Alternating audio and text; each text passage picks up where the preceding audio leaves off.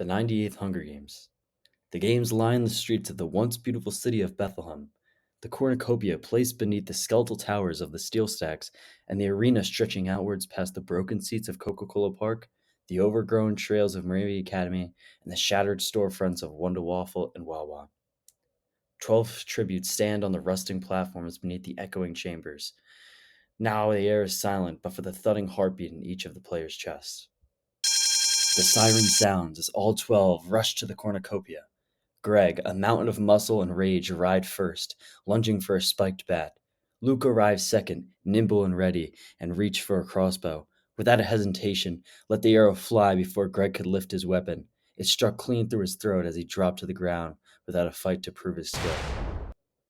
Nearby, Jaden, always the showman, grinned and reached for a dagger. Let's make it look good, he joked to Matthew as he readied himself to fight. Matthew, glaring at the showman, lifted his spear and scoffed as he threw it into Jaden's gut. Matthew pulled him up with his spear still lying in his stomach. I don't care about the show, Matthew growled as he took his spear out of him, leaving him dead. The rest split after acquiring their weapons and supplies. Matthew made his way, covered in Jaden's blood, to the Hotel Bethlehem. Billy, weary and twitchy after the events he just witnessed, slowly followed Matthew, dragging his crowbar in hand.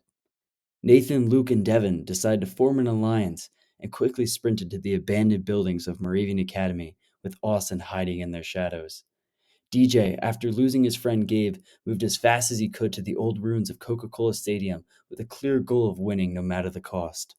Joseph, using his speed, disappeared through the cracked windows of Lehigh University. Gabe, distraught after losing DJ, sprinted to Central Moravian Church, clutching his crossbow and taking sanctuary upon its bell tower. Jeremy, who fled quickly, crawled beneath the sewer grate beside Wonder Waffle, now covered in filth but still breathing. Day 1. Fear and Trust. Matthew, high on adrenaline, busted through the empty hotel doors where the stained glass windows watched like hollow eyes. He entered the kitchen looking for supplies. Billy was already there, dropping from the vents like a spider, landing a crowbar to Matthew's knee. Matthew fell, trying his best to fight back with his leg dismantled, though the already deranged Billy, landing blow after blow with his crowbar, left Matthew coughing up blood on the marble tile. He lay dead as the cannon blew. Miles away, Nathan, Luke, and Devin navigated the abandoned buildings of Moravian Academy's historic downtown campus, now filled with lush plants growing from the floor to the ceilings. Nathan turned swiftly as he heard the snap of a branch. They saw Austin whistling an old tune that sounded the halls of the nearby chapel. Austin tells the Alliance that he once grew up in the city and witnessed the corruption and downfall the capital pushed it through till it lays in the ruins it is now. Nathan, filled with remorse, steps forward to comfort the seemingly saddened Austin until in a swift manner Austin throws his blade, striking Nathan. He tells them that they shouldn't trust anybody here as he sprints out the building, Luke and Devin trying to comfort Nathan as his time slowly deteriorates until the cannon fires and he lays dead.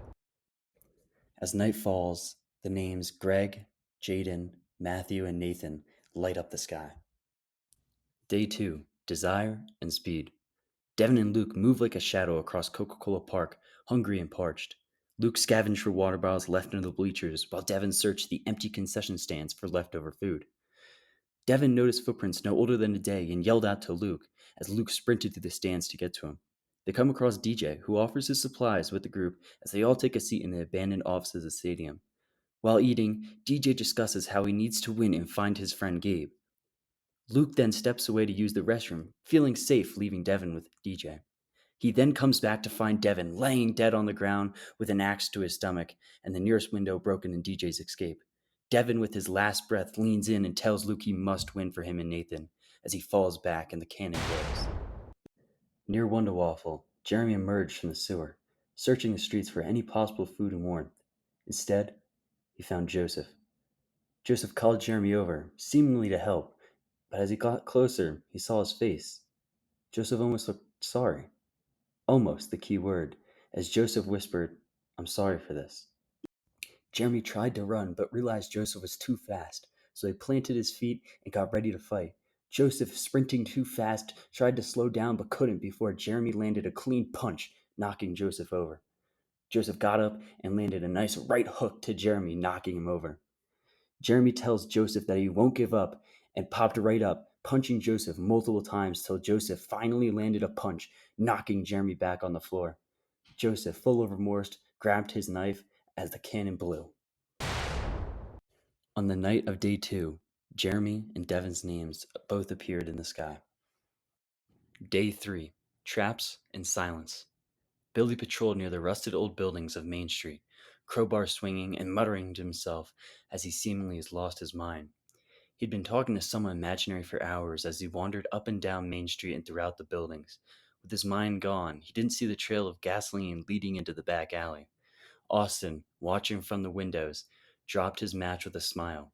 The explosion shattered glass below as Austin walks away, searching for his next victim. After his encounter with Luke and Devin, DJ tracked Joseph through the ruins of Lehigh University. Joseph, who was more aware and ready for the dangers of the game, had noticed DJ following him and was waiting for his approach to land his blows. Joseph, impatient, called out to DJ, yelling, "I know you're here, so just come out so I can kill you." DJ emerged from the shadows, covered in blood from his fight with Devin. Joseph charged, and so did DJ. Through all the grit, punch after punch, stab after stab, the two started to wear down, but DJ, still determined to win and find Gabe, kept his motive alive. In a blink of an eye, though, Joseph slammed DJ through the glass of a building. He rolled across the floor of an abandoned dorm room. Joseph, now a little deranged, screamed, "I didn't want to do this. I really didn't." Picked up DJ and threw him across the room, slamming against the wall. DJ, though, picks himself up as the now deranged Joseph leaped towards DJ to secure the final blow. DJ dodged and got control of Joseph, swinging his face into a rusted control box. Blood and sparks spat out the wall onto the now bloody DJ. And with one final stab to the chest, Joseph laid while the cannon was fired. Now as the sun set on Bethlehem, the names Billy and Joseph lit up the sky, yet still no Gabe to hold out hope for DJ's search. Day 4, Vengeance and Greed. Gabe awakes, still taking shelter atop the bell tower of Central Moravian Church, now as a hollow man himself, as his supplies have run low. He's seen many players running by, but have stayed upon his perch, waiting for the arrival of his friend DJ. As the sun rose over the city, the already awake and now vengeance-filled Luke searches the now ruined Main Street. He sees a shadow gliding across one of the walls of the wrecked building. He locks eyes with the man. It's Austin. Luke, filled with anger, sprints towards the building as the unfazed Austin starts walking to the entrance to meet him. Luke screams out, "You killed Nathan in cold blood." Austin scoffs and tells him you'll be joining him soon, as he throws a blade into Luke's arm. The pumped with adrenaline Luke leaps at Austin, throwing them both through the walls onto the streets of Bethlehem. Luke's mind filled with one motive, which is to put Austin in the ground. Luke throwing punch after punch while Austin can't get a single word off, and in a moment takes the blade out of his arm and drives it right into Austin's chest. Austin gets up, looks at his chest, and he looks up to the rabid Luke as he says, "I'll meet you in the grave," and falls down, dying in the streets he once knew. The cannon blows, waking DJ up as he continues his journey over the bridge and up the hill to Main Street. Luke limped towards Central Moravian Church, where he heard noises the night prior, possibly to find DJ and deliver revenge for Devin. As he busted the doors open, he saw someone who he believed to be DJ sprinting up the stairs back to the bell tower. With anger consuming him, he followed suit, getting to the top where he found Gabe. Luke stopped and asked him who he was. Gabe responded his name, while his heart beat through his chest. Luke snapped as he remembered the name Gabe, the one that DJ spoke so highly of and in search of. He then punched Gabe over and over and over again till his hands were soaked in Gabe's blood. Gabe, still conscious, pleaded for his life as Luke picked up a broken piece of wood, ready to deliver the final blow, as he stopped and he heard the voice of DJ right behind him. He quickly turned around and was face to face with the killer of his friend. DJ tells him he heard him bust open the doors just minutes ago and came running. Luke, now deranged, screams at him, "I'm going to tear you apart, then finish off your weak little friend." DJ, now knowing what he has to do, sees Luke sprinting towards him in full rage and pulls out his bow, lining it up and shooting him, landing the arrow right between Luke's eyes as he falls to the ground, and another cannon fire blows. The final two, Care and Sacrifice. DJ and Gabe embrace as they finally found each other after being separated days before. DJ helps Gabe back to the cornucopia to get medicine for his disheveled body. They reach the cornucopia right as the sun begins to set. On the hike there, they talk about the battles they were a part of and witnessed. They talk about what to do now as they both don't want to kill each other. They climb to the top of the rusted stacks to watch the sunset upon the now bloodied city. DJ tells Gabe, "One of us has to die. They won't take both of us." Gabe, who had days dreading the same ending, agreed.